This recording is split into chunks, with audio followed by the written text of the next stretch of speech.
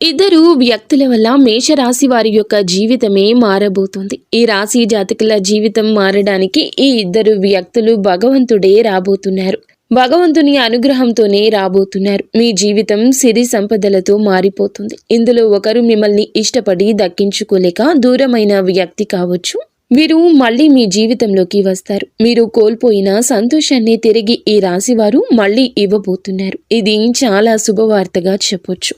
ఇక రెండవ వారు మీ దూరపు బంధువు. ఆ వ్యక్తి మీకు అన్ని రకాలుగా సహాయం చేస్తారు.